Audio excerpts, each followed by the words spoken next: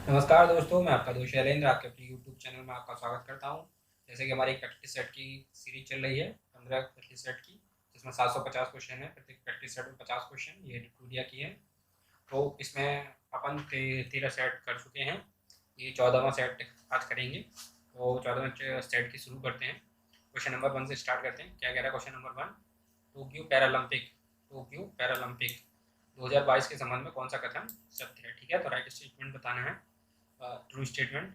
तो statement first क्या है? पदक तालिका में प्रथम स्थान पर यूएसए रहा। ये गलत है।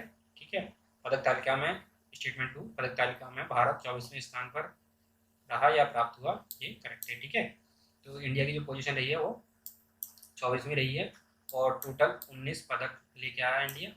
ठीक है, 5 गोल्ड, 8 सिल्वर और 6 ब्रॉन्ज। ठीक ठीक है, और इसमें ये जो इसका शुभांकर रहा था, 19 पदक हो गए। शुभांकर क्या आया था इसका? सुमेटी। पैरालंपिक टोक्यो, जो टोक्यो की जापान की राजधानी टोक्यो में पैरालंपिक हुआ है, उसका जो शुभांकर आया उसका क्या रहा है? सुमेटी। ठीक है, और भारत की ओर से कितने खिलाड़ी गए थे? 54 खिलाड़ी। ठीक है, 54 प्लेयर्स गए थे पार्टिसिपेट करने। और जो फर्स्ट पोजीशन पर रहा था वो कौन सा कंट्री है? वो रहा चाइना। ठीक है, ये चिन पॉन्चिंग, चाइना अपना फर्स्ट पोजीशन पर रहा। तो ये अपना क्वेश्चन नंबर 1 कंप्लीट। इसके बाद बात करते हैं क्वेश्चन नंबर 2 पे। क्वेश्चन नंबर 2 कह रहा है, हाल ही में किस राज्य या केंद्र शासित प्रदेश ने हिम तेंदुआ को राज्य पशु एवं काली गर्दन वाली क्रेन क्रस निक्रीपोलिस को राज्य पक्षी घोषित किया है? तो काली गर्दन वाले क्रेन को, यानी कि ब्लैक नेक क्रेन यानी सारस, काली गर्दन वाला सारस को, ठीक है, आपका अपना स्टेट बर्ड घोषित किया है। और स्नो लिपार्ड यानी कि हिम तेंदुआ को अपना स्टेट एनिमल घोषित किया है। तो ये किया आपका स्टेट यूटी ने, यूनियन टेरिटरी यानी केंद्र शासित प्रदेश लद्दाख ने। ठीक है, लद्दाख इसका राइट आंसर है ऑप्शन नंबर बी का। और क्वेश्चन नंबर 2 का ऑप्शन नंबर बी। और इसकी लद्दाख की राजधानी क्या है? ये लद्दाख का गठन मतलब सन में हुआ है? 2019 में। ये पहले जम्मू कश्मीर का हिस्सा था, अब ये यूटी बन गया है। जम्मू कश्मीर में एक यूनियन टेरिटरी बन गया। ठीक है, और इसकी राजधानी क्या है लद्दाख की? लेह। एक मैंने पूरा वीडियो बना के डाला हुआ है, जिसमें मैंने मैप के थ्रू बताया कौन सी राजधानी कहाँ किस राज्य की है, उसकी ट्रिक भी बताई है कैसे मेमोराइज करना, आप उसको देख सकते हैं। और जम्मू कश्मीर की राजधानी क्या है? जम्मू कश्मीर की 2 राजधानी है, जम्मू एंड श्रीनगर। ठीक है, समर में होती है यानी कि गर्मियों में श्रीनगर, और विंटर में जम्मू। ठीक, और उसके बाद आते हैं हिमाचल प्रदेश। हिमाचल प्रदेश की राजधानी क्या है? शिमला। और सिक्किम की राजधानी क्या है? गंगटोक। ठीक है, तो आपका क्वेश्चन नंबर 2 कंप्लीट, यानी ऑप्शन नंबर बी करेक्ट है, हिम तेंदुआ यानी स्नो लेपर्ड और काली गर्दन वाला सारस, ठीक, क्रेन। तो इसको अपना स्टेट पक्षी और स्टेट एनिमल घोषित किया लद्दाख में। आगे चलते हैं क्वेश्चन नंबर 3 पे। क्वेश्चन नंबर 3 कह रहा है, हाल ही में प्रकाशित पुस्तक और लेखक के संबंध में कौन सुमेलित है? तो मैचिंग बताना है। ठीक है, गीता पीरामल द्वारा लिखित पुस्तक है Rahul Bajaj and extra ordinary life, correct है। ठीक, अभिनव चंद्रचूड़ द्वारा लिखित पुस्तक सोली स्वराज लाइफ एंड टाइम्स, ये भी सही है, करेक्ट। डॉक्टर तेहमटन द्वारा लिखी पुस्तक है more than just surgery life lessons beyond the OT. ठीक है, ये भी करेक्ट है, यानी कि उपयुक्त सभी। Option number D is correct for the question number 3। आगे चलते हैं क्वेश्चन नंबर 4 पे। क्वेश्चन नंबर 4 क्या कह रहा है, हाल ही में किस भारतीय महिला क्रिकेटर ने वनडे मैच में 250 विकेट पूरे किए? और ऐसा करने वाली वो विश्व की पहली, वर्ल्ड की पहली महिला बन गई हैं, जिन्होंने 250 रन पूरे किए, 250 विकेट पूरे किए, सॉरी 250 विकेट पूरे किए फीमेल क्रिकेटर ने। ठीक है, तो वो कौन बनी है? वो बनी आपकी झूलन गोस्वामी। झूलन गोस्वामी भारतीय क्रिकेटर हैं, इंडियन क्रिकेटर, महिला क्रिकेट टीम की, जिन्होंने 250 विकेट पूरे किए हैं। और ये वर्ल्ड में पहली महिला बन चुकी हैं जिन्होंने 250 विकेट लिए। ठीक, तो ये कहाँ की हैं? ये हैं वेस्ट बंगाल की, वेस्ट बंगाल यानी पश्चिम बंगाल की। ठीक है, और इन्होंने 2022 में है रिटायरमेंट घोषित कर दिया अपना, ये सभी क्रिकेट से रिटायरमेंट लेंगे। और इन्होंने 2015 में अपना टेस्ट क्रिकेट से संन्यास ले लिया था। ठीक, और इनको चगदा एक्सप्रेस के नाम से भी जाना जाता है, इनको चगदा एक्सप्रेस के नाम से भी जाना जाता है, झूलन गोस्वामी। ठीक है, तो क्वेश्चन नंबर 4 के बाद चलते हैं क्वेश्चन नंबर 5 पे। क्वेश्चन नंबर 5 क्या कह रहा है, हाल ही में भारत का पहला artificial intelligence and robotics technology park कहाँ लॉन्च किया गया है, ठीक है। आर्ट पार्क कहाँ लॉन्च किया गया है, जो रोबोटिक और आर्टिफिशियल इंटेलिजेंस पार्क है, ठीक है। तो ये किया गया है आपका, ये किया गया आपका बेंगलोर में, ठीक है। बेंगलोर कर्नाटक, कर्नाटक की राजधानी बेंगलोर में किया गया है, ठीक है। आर्ट पार्क का आयोजन, आर्ट पार्क का लॉन्च किया गया है। यहाँ पे आर्टिफिशियल इंटेलिजेंस और रोबोटिक्स टेक्नोलॉजी पार्क होगा। यहाँ पे इसमें क्या होगा कि रिसर्च एंड डेवलपमेंट को बढ़ावा देने के लिए और $100 बिलियन इकट्ठा करने के लिए ये पार्क का उद्घाटन किया गया है। और इस पार्क का जो होगा, इसका किसने किया, किसकी हेल्प से किया गया है ये, IIS Bangalore, Indian institute of science Bangalore की हेल्प से किया गया है ये। और इसका उद्देश्य होगा नॉट फॉर प्रॉफिट, ठीक। तो क्वेश्चन नंबर 5 के बाद चलते हैं क्वेश्चन नंबर 6 पे। क्वेश्चन नंबर 6 कह रहा है, हाल ही में जारी घोषणा के अनुसार 44वें फिडे शतरंज ओलंपियाड 2022 का आयोजन कहाँ किया जाएगा। तो ठीक है, भारत में किया जाएगा। कहाँ किया जाएगा 2022 का ओलंपियाड? किया जाएगा चेन्नई में, तमिलनाडु की राजधानी Chennai. Option number C is correct for the question number 6। इसका हेडक्वार्टर कहाँ है फिडे का? इसका हेडक्वार्टर है लुसाने, स्विट्जरलैंड में। और इसका फुल फॉर्म क्या होता है? फुटबॉल FIDI का, फिडे का federation of international dash act, ठीक है। और इसके करंट में वर्तमान में चेयरमैन कौन है? विश्वनाथ आनंद, ठीक है। Option question number 6 complete. आगे चलते हैं क्वेश्चन नंबर 7 पे। क्वेश्चन नंबर 7 क्या कह रहा है? भारत का पहला वर्ल्ड पीस सेंटर कहाँ स्थापित किया जा रहा है? तो वर्ल्ड पीस सेंटर यानी कि विश्व शांति केंद्र। तो विश्व शांति केंद्र कहाँ स्थापित किया जा रहा है? ये किया जा रहा है आपका हरियाणा की राजधानी गुरुग्राम। गुरुग्राम मतलब गुरु के आते ही बच्चे जो है शांत हो जाते हैं। तो इस तरह से आप इस क्वेश्चन को याद कर सकते हैं, जैसे गुरु के आते ही बच्चे शांत हो जाते हैं। तो वर्ल्ड पीस सेंटर का उद्घाटन या स्थापित कहाँ किया जा रहा है? ये किया जा रहा है हरियाणा के गुरुग्राम में, ठीक है। हरियाणा की राजधानी गुरुग्राम में। तो क्वेश्चन नंबर 7 कंप्लीट। आगे चलते हैं क्वेश्चन नंबर 8 पे। क्वेश्चन नंबर 8 क्या कह रहा है? निम्नलिखित में से कौन सा देश बिम्स्टेक शिखर सम्मेलन 2022 की मेजबानी करेगा? तो ये करेगा आपका श्रीलंका, ठीक है। बिम्स्टेक जो 2022 का शिखर सम्मेलन हो रहा है, उसकी मेजबानी कौन करेगा? श्रीलंका, ठीक है। श्रीलंका अभी हाल ही में दिवालिया घोषित हो गया। तो इसके जो इसके जो राष्ट्रपति हैं वो रानी विक्रम सिंघे, इनको नया राष्ट्रपति, और जो पुराने वाले राष्ट्रपति हैं जो भाग गए यहाँ से छोड़ के, अपना देश छोड़ के भाग गए हैं, ठीक है। तो ये होगा क्वेश्चन नंबर 8 का आंसर, श्रीलंका। बिम्स्टेक शिखर सम्मेलन 2022 की मेजबानी श्रीलंका करेगा, ठीक है। अब चलते हैं क्वेश्चन नंबर 9 पे। क्वेश्चन नंबर 9 क्या कह रहा है? संयुक्त राष्ट्र की ओर से जारी है वर्ल्ड हैप्पीनेस रिपोर्ट में 2022 में कौन सा स्थान प्राप्त हुआ है? तो वर्ल्ड हैप्पीनेस में भारत का कौन सा स्थान प्राप्त हुआ है भारत का? तो ये हुआ है 136वां स्थान, ठीक है। और 135वें पे क्या है? शांति में भारत 135वें पे है। और हैप्पीनेस में 136वें स्थान पे, 136। तो इसका option number A correct for the question number 9। First position पर कौन सा कंट्री रहा है? फर्स्ट पोजीशन पे रहा है आपका फिनलैंड। जैसे फिन फिना के हंसते हैं ना, तो फर्स्ट पे पोजीशन पे रहा है फिनलैंड। और सबसे लास्ट पे रहा है अफगानिस्तान। सबसे बुरी स्थिति अफगानिस्तान की है। और कुल देशों की संख्या है 146 देशों में, हमारा स्थान है 136वां। तो हम भी ज़्यादा अच्छी पोजीशन में नहीं हैं। ये हो गया आपके वर्ल्ड हैप्पीनेस इंडेक्स। इसके आगे चलते हैं क्वेश्चन नंबर 10। क्वेश्चन नंबर 10 क्या कह रहा है? हाल ही में हुए निधन के संबंध में कौन सुमेलित है? तो सुमेलित बताना है, कौन सा सुमेलित है? रुपया बांधा, अमेरिकी खगोलीय वैज्ञानिक नहीं है, करेक्ट नहीं है।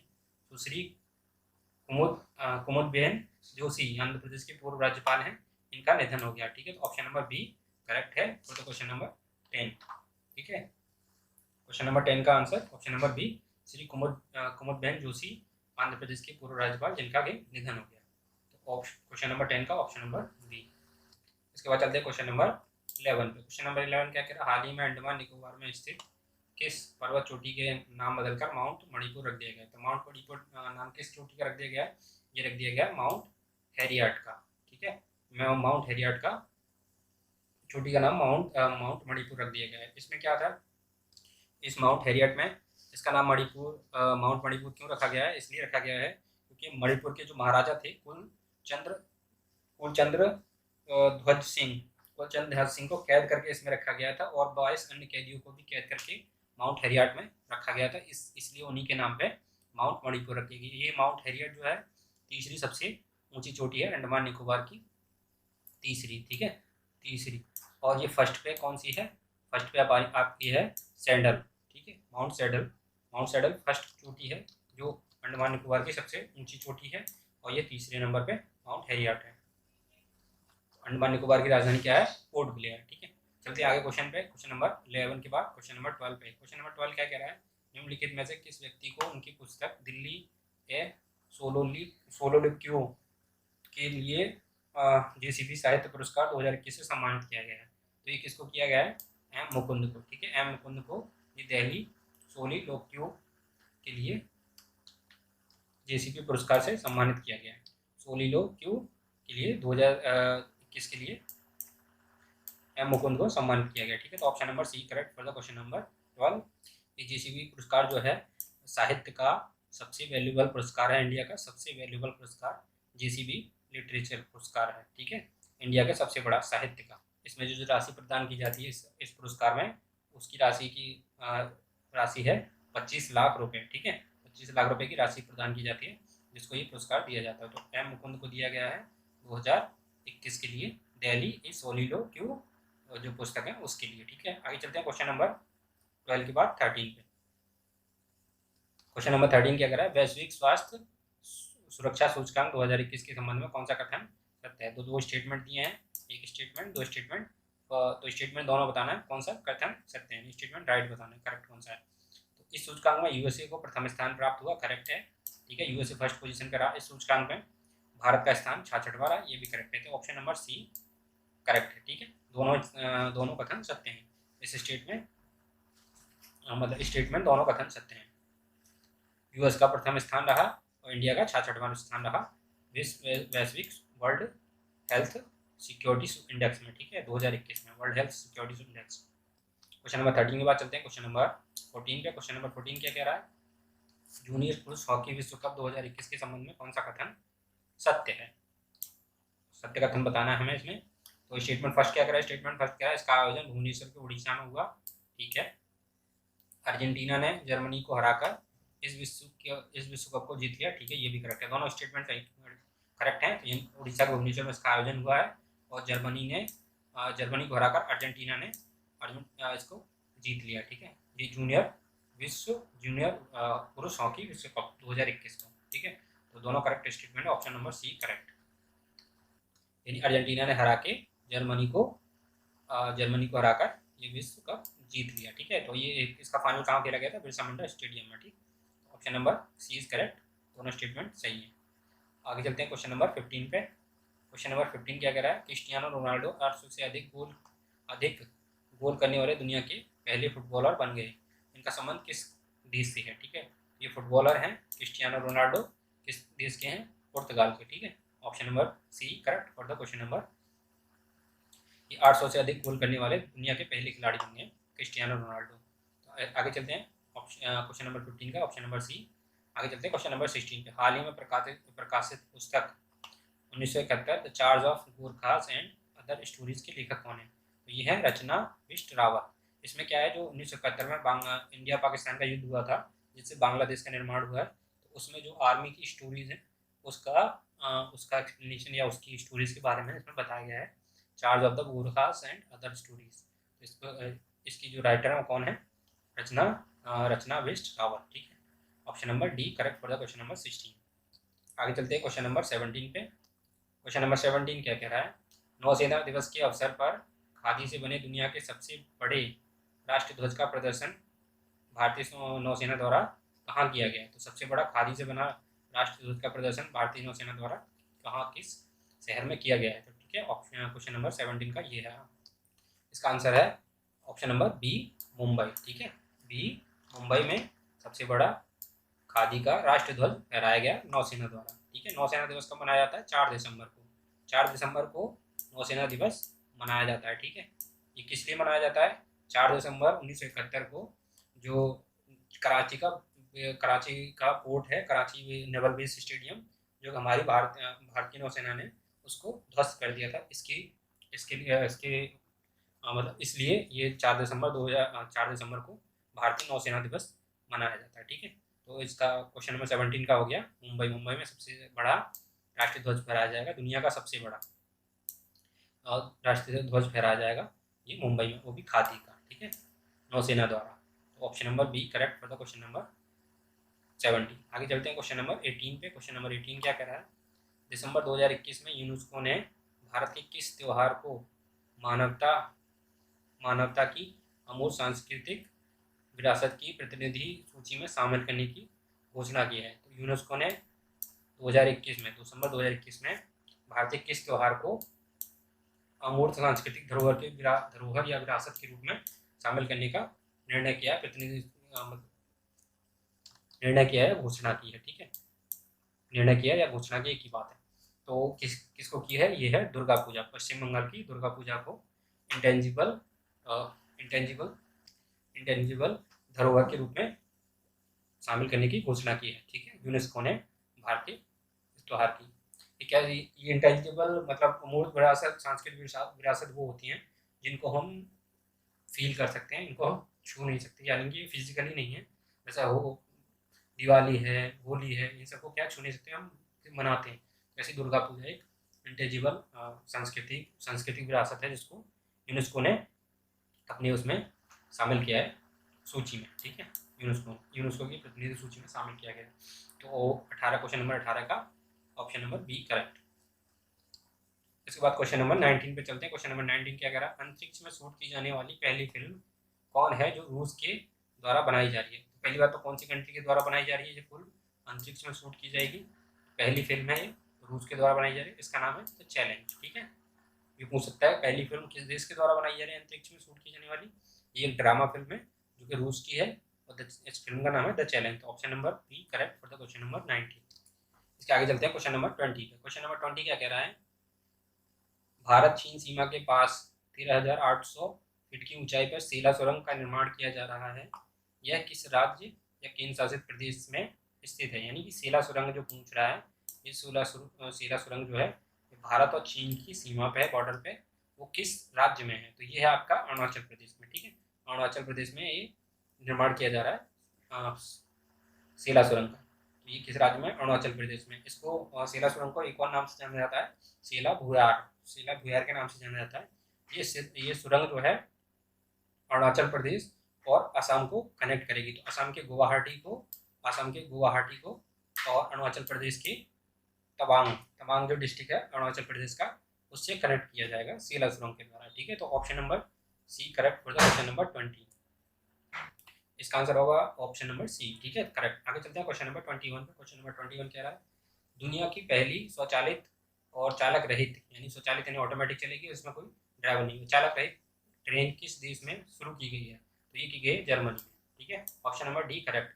यहाँ ऑटोमेटिकली चलेगी गाड़ी और ट्रेन चलेगी और उसमें कोई ड्राइवरलेस रहेगी। ठीक है, ड्राइवरलेस ऑटोमेटिक। तो ये की गई है पहली स्वचालित ट्रेन जर्मनी में। तो option number C D is correct for the question number 21। आगे चलते हैं क्वेश्चन नंबर 21 के बाद 22 पे। 18,000 करोड़ रुपए की बोली लगाकर किस कंपनी ने एयर इंडिया को खरीद लिया है? ठीक है, तो एयर इंडिया को किसने खरीदा है? ये आपने खरीदा है, ये खरीदा आपकी टाटा ग्रुप ने। ठीक है, तो option number A correct, Tata group ने। टाटा ग्रुप के चेयरमैन कौन है इस समय? चंद्रशेखर है। ठीक है, चंद्रशेखर हैं इसके, नटराजन चंद्रशेखर इसके चेयरमैन हैं। और इसके एयर इंडिया के सीएमडी यानी कि सीईओ और एमडी, चीफ एग्जीक्यूटिव ऑफिसर और मैनेजिंग डायरेक्टर कौन रहेंगे? तो एयर इंडिया के कौन है? कैंपबेल विल्सन के सीईओ, चीफ एग्जीक्यूटिव ऑफिसर और मैनेजिंग डायरेक्टर चुने गए हैं कैंपबेल विल्सन। ठीक है, तो इसका ऑप्शन नंबर ए हो गया क्वेश्चन नंबर 22 का। टाटा ग्रुप ने एयर इंडिया को खरीद लिया है। आगे चलते हैं 18,000 करोड़ रुपए में। ठीक है, तो आगे चलते हैं क्वेश्चन नंबर 23 के, 22 के बाद 23 पे। क्वेश्चन नंबर 23 क्या कह रहा है? बैंकिंग नेटवर्क के माध्यम से प्रत्यक्ष और अप्रत्यक्ष करों के संग्रह के लिए सरकार से मंजूरी प्राप्त करने वाला पहला अनुसूचित निजी क्षेत्र का बैंक हाल ही में कौन बना है? तो मतलब कौन सा पहला ऐसा प्राइवेट सेक्टर का बैंक बन गया है, प्राइवेट सेक्टर का बैंक जो अप्रत्यक्ष, डायरेक्ट और इनडायरेक्ट टैक्स का कलेक्शन करेगा। ठीक है, संग्रह करेगा, ये भारत सरकार के लिए। तो ये बन गया आपका कोटक महिंद्रा। ठीक है, ये है डायरेक्ट इनडायरेक्ट टैक्स का कलेक्शन करने वाला कौन सा बैंक बन गया है? पहला प्राइवेट बैंक। तो ये बन गया Kotak Mahindra. Option number see the correct question number 23। ठीक है, सी इज द राइट आंसर। आगे चलते हैं क्वेश्चन नंबर 24 पे। क्वेश्चन नंबर 24 क्या कह रहा है? किस मंत्रालय के तहत अखिल भारतीय आयुर्वेदिक संस्थान AIIA ने कोरोना से बच्चे की सुरक्षा के लिए प्रतिरक्षा बढ़ाने वाली बाल रक्षा किट विकसित की है। बाल रक्षा किट विकसित करने वाला कौन सा मंत्रालय है? ये कंफ्यूजन वाला क्वेश्चन है। देखिए इसमें स्वास्थ्य मंत्रालय भी दिख रहा है उसमें, और महिला बाल विकास मंत्रालय दिख रहा है।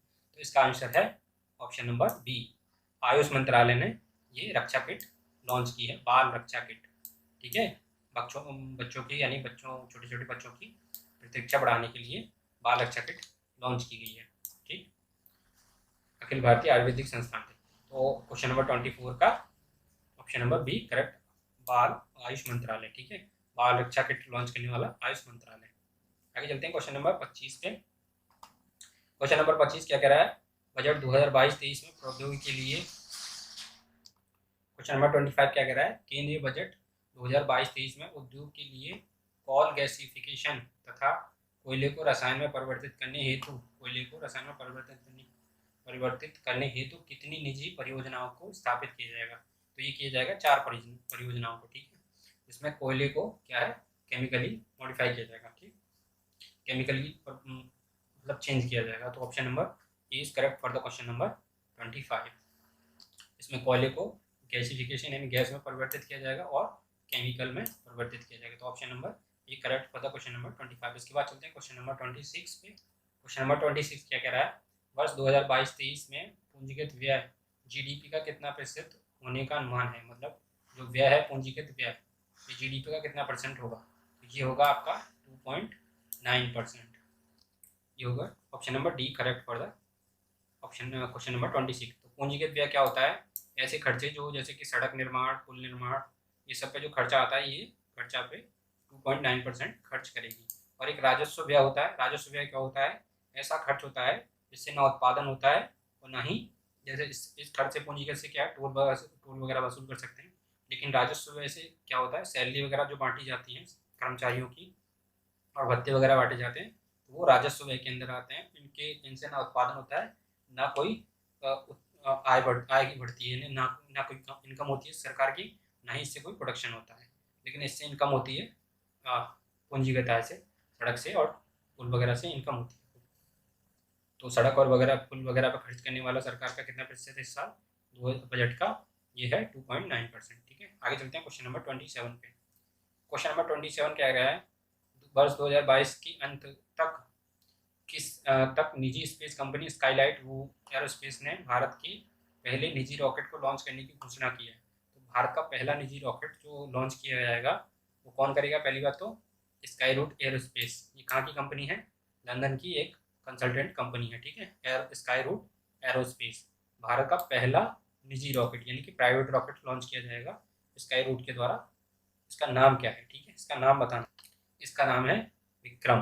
ठीक है ना, विक्रम बेताल। विक्रम बेताल में बेताल उड़ता है तो इसमें विक्रम को उड़ा देना, तो रॉकेट उड़ेगा विक्रम बेताल। तो विक्रम फर्स्ट पहला जो है निजी रॉकेट, प्राइवेट रॉकेट होने वाला है, जिसको स्काई रूट जो एयरोस्पेस कंपनी है इंग्लैंड की, वो लॉन्च करेगी। ठीक है, इसका नाम है विक्रम फर्स्ट। ठीक है, तो क्वेश्चन नंबर 27 कंप्लीट। इसके बाद चलते हैं क्वेश्चन नंबर 28 पे। क्वेश्चन नंबर 28 कह रहा है आर्थिक समीक्षा 2021-22 के अनुसार वर्ष 2020-21 में भारत में तिलहनों की कुल उत्पादन कितना प्रतिशत रहा है? तो कितना परसेंट तिलहन उत्पादन रहा है इस साल 21-22 में? इसका आंसर है ऑप्शन नंबर ए 36.1%। तिलहन उत्पादन में पहला राज्य कौन सा है? मध्य प्रदेश। ठीक है, तो आगे चलते हैं क्वेश्चन नंबर 29 क्या कह रहा है? क्वेश्चन नंबर 29 कह रहा है आर्थिक समीक्षा 2021-22 में दिए गए आंकड़ों के अनुसार वर्ष 2020-21 में वर्तमान कीमतों पर निम्न में से किस राज्य का निवल राज्य घरेलू उत्पाद सबसे अधिक रहा है? कि नेट जीडीपी जो रही है वो किस राज्य की सबसे कम रही है? तो वो रही है सबसे अधिक रहा है। नेट जीडीपी सबसे अधिक रहा है, इसका सबसे अधिक पूछ रहा है। नेट जीडीपी सबसे अधिक रहा है, ये रहा है आपका तमिलनाडु का। ठीक है, तमिलनाडु का राज्य का सबसे ज़्यादा निवल राज्य घरेलू उत्पाद रहा है। ठीक है, तो ऑप्शन नंबर डी करेक्ट। और द क्वेश्चन ये इसके आने की संभावना बहुत कम है, ये बहुत कम चांस से क्वेश्चन पूछा जाएगा। स्टेट के जो तमिलनाडु का स्टेट एग्जाम होगा उसमें पूछ सकते हैं बस, सेंटर में तो आने से कम। ठीक है, इसमें सेंटर में वही क्वेश्चन आएंगे जो केंद्र सरकार की ज़्यादातर योजनाएं हैं या कोई केंद्र सरकार से रिलेटेड क्वेश्चन है, उन पर ज़्यादा फोकस करना चाहिए। वो क्वेश्चन ज़्यादा पूछने की संभावना रहती है, क्योंकि हर सरकार चाहती है अपना प्रमोशन करना, तो इसलिए क्वेश्चन वो बनते हैं ज़्यादातर जो केंद्र सरकार के होते हैं। आगे चलते हैं क्वेश्चन नंबर 30 पे। 7 से 9 नवंबर के मध्य छठे अंतर्राष्ट्रीय धर्म सम्मेलन 2021 का आयोजन कहाँ किया गया है? धर्म सम्मेलन का आयोजन कहाँ किया गया है? ये किया गया है नालंदा विश्वविद्यालय में, ठीक है, बिहार, पटना बिहार, नालंदा विश्वविद्यालय। तो इसका option number A correct, question number 30 का। क्वेश्चन नंबर 30 की बात चलते हैं क्वेश्चन नंबर 31 पे। निम्नलिखित में से किस देश को अंतर्राष्ट्रीय समुद्र संगठन परिषद में 2022 और 2023 के लिए पुनः सदस्य चुना गया है? ठीक है, तो ये है international marine ocean organisation. International marine organisation के लिए किसको 2 साल के लिए फिर से सदस्य चुना गया है? तो ये चुना गया भारत को, ठीक है, option number B correct for the question number 31, option number B, ठीक है, भारत को 2 साल के लिए फिर से सदस्य चुन लिया गया है ये अंतर्राष्ट्रीय समुद्र संगठन में, ठीक है। ये हो गया इंटरनेशनल मरीन ऑर्गेनाइजेशन। आगे चलते हैं क्वेश्चन नंबर 32 पे। क्वेश्चन नंबर 32 क्या कह रहा है? हाल ही में प्रकाशित पुस्तक 400 डेज के लेखक कौन है? तो 400 डेज जो पुस्तक है वो किसकी है? वो है चेतन भगत की, ठीक है। ज़्यादातर नंबर जो ऐसे हाफ गर्लफ्रेंड, 102 रूम नंबर, ये सब जो पुस्तकें लिखी जाती हैं ज़्यादातर मैक्सिमम बताऊँ चांसेस ये चेतन भगत की होंगी, जिसमें डिजिट आती हैं, ये जो नंबर्स वगैरह आते हैं।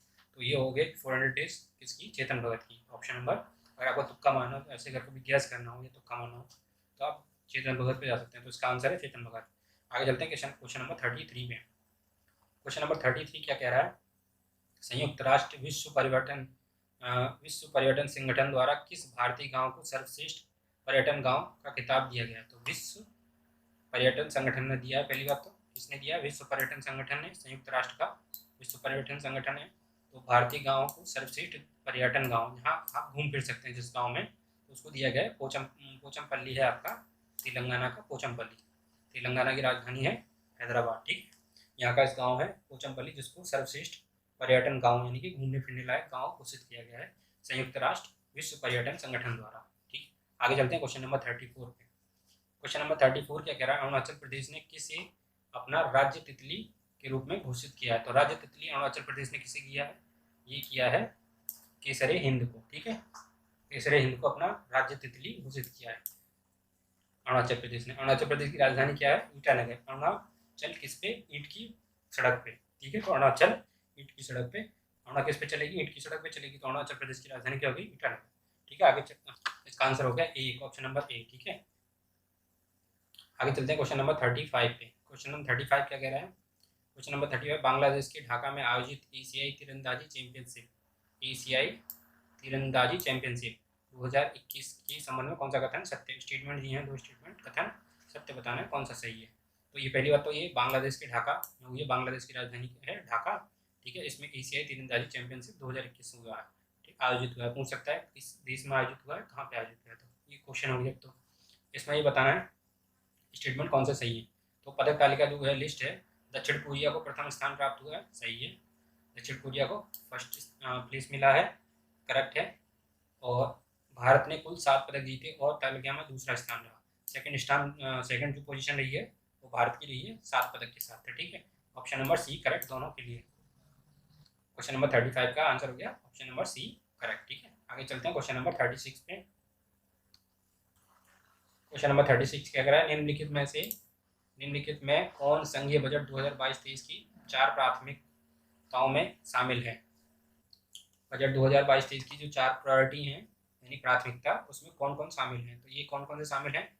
पीएम गति शक्ति, ये भी करेक्ट है।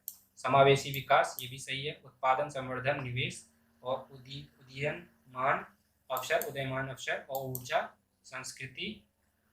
ऊर्जा संक्रांति और जलवायु परक कार्य, ठीक है, मतलब एनवायरमेंटल ऐसे प्रोटेक्शन वाले कार्य। तो ठीक है, ऑप्शन नंबर डी करेक्ट है इसके। ये चारों के चारों इसमें सम्मिलित हैं, इसमें प्रायोरिटी में 4 प्रायोरिटी हैं भारत सरकार की बजट 2022-23 में।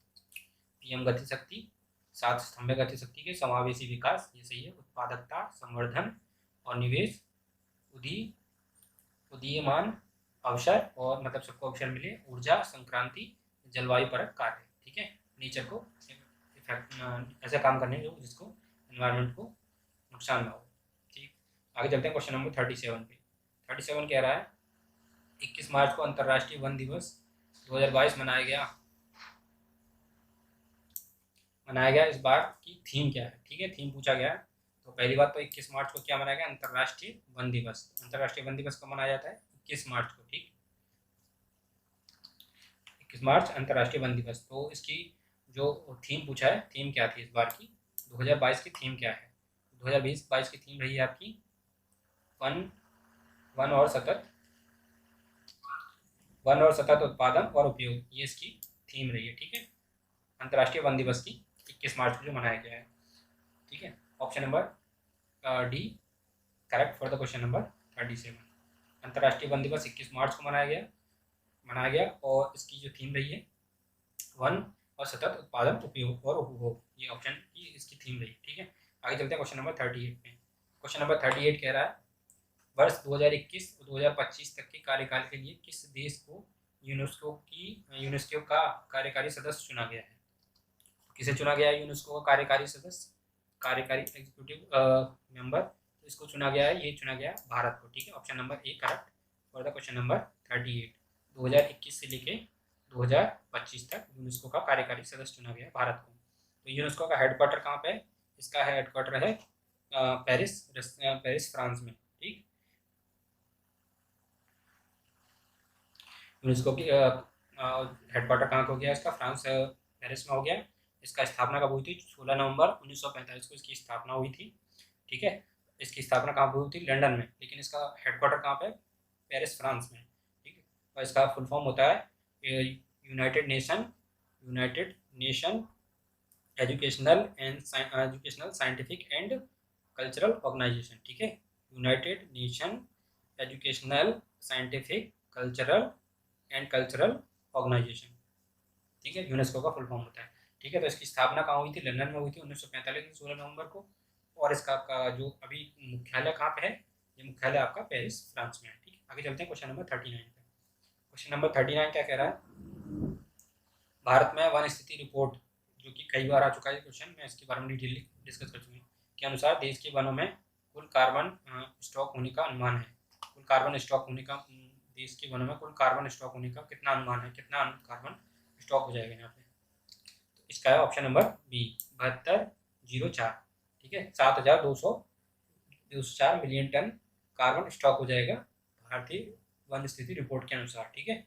आगे चलते हैं क्वेश्चन नंबर 40 पे। क्वेश्चन नंबर 40 क्या कह रहा है, हाल ही में विकसित भारत के पहले quantum computer simulated tool kit का नाम क्या है। क्वांटम से समझ में आ रहा है क्यू से यहाँ से समझ सकते हैं क्वांटम कंप्यूटर, क्यू सिम इसका नाम है, क्यों क्वांटम कंप्यूटर सिमुलेटर का नाम है क्यू सिम, ठीक है। इसको किसने बनाया है, इसको IIS Bangalore, Indian institute of science Bangalore ने, IIT रुड़की ने, Indian institute of technology Roorkee ने, और इसके साथ साथ CDAC ने, ठीक है।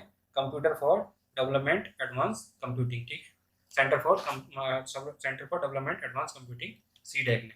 तो इन तीनों ने मिलकर इसको बनाया है टूल किट को। टूल किट क्या करेगा, इसमें आप जैसे कोई इंटरेस्टेड हो क्वांटम कंप्यूटर में तो अपना लर्निंग कर सकता है यहाँ से, या फिर कोई इसमें जैसे कोई रिसर्च वगैरह करना चाहता हो तो इस टूल किट के थ्रू रिसर्च वगैरह कर सकता है। इसका उद्देश्य है इसका क्वांटम कंप्यूटर का, ठीक है। इसका नाम क्या है, क्यू सिम, क्वांटम से पकड़ लेंगे, क्वांटम से क्यू, ठीक है, क्वांटम से क्यू पकड़ के आप इसका आंसर कर सकते हैं। क्वेश्चन नंबर 40 का ऑप्शन नंबर बी। आगे चलते हैं क्वेश्चन नंबर 41 पे। क्वेश्चन नंबर 41 कह रहा है ICC द्वारा वर्ष 2021 में किसी हॉल ऑफ फेम में शामिल किया गया है, ठीक है। तो हॉल ऑफ फेम क्या है, एक लिस्ट है या ग्रुप है, ऐसे फेमस खिलाड़ी जो बहुत फेमस खिलाड़ी होते हैं, स्पेशल खिलाड़ियों का ग्रुप है हॉल ऑफ फेम। इसमें किसको शामिल किया गया, 2021 में किसे शामिल किया गया आपका ऑस्ट्रेलिया के बैट्समैन है डेविड वार्नर, ठीक है, डेविड वार्नर ने। तो ये हॉल ऑफ फेम में किसको शामिल किया गया है, डेविड वार्नर को।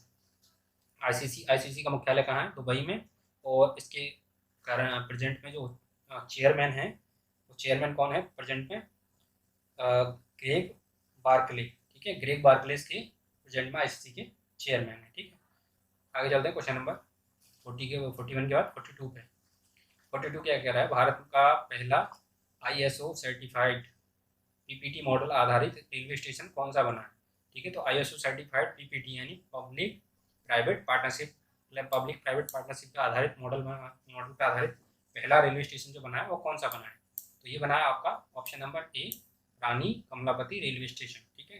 तो ये कहाँ पे है, ये है एमपी में, एमपी मध्य प्रदेश, ठीक है, एमपी मध्य प्रदेश में है। उसका पुराना नाम क्या था, हबीबगंज रेलवे स्टेशन। ये पब्लिक प्राइवेट पार्टनरशिप आधारित मॉडल पे आधारित ये रेलवे स्टेशन है, और इसका उद्घाटन किसने किया था, प्रधानमंत्री नरेंद्र मोदी ने, ठीक है। तो क्वेश्चन नंबर 42 का ऑप्शन नंबर ए करेक्ट। आगे चलते क्वेश्चन नंबर 43 पे। क्वेश्चन नंबर 43 कह रहा है किस भारतीय महिला को संयुक्त राष्ट्र में महिला प्रवक्ता नियुक्त किया गया। तो यूएन है संयुक्त राष्ट्र में जो स्पोक पर्सन किसको नियुक्त किया है, किस महिला को, ये किया गया जोया अग्रवाल, ठीक है। तो ऑप्शन नंबर ए करेक्ट होता है क्वेश्चन नंबर 43। आगे चलते हैं क्वेश्चन नंबर 44 पे, इसमें कुछ एक्सप्लेन करने को नहीं था। क्वेश्चन नंबर 44 पे, भारत के 75वें स्वतंत्रता दिवस समारोह की थीम क्या थी।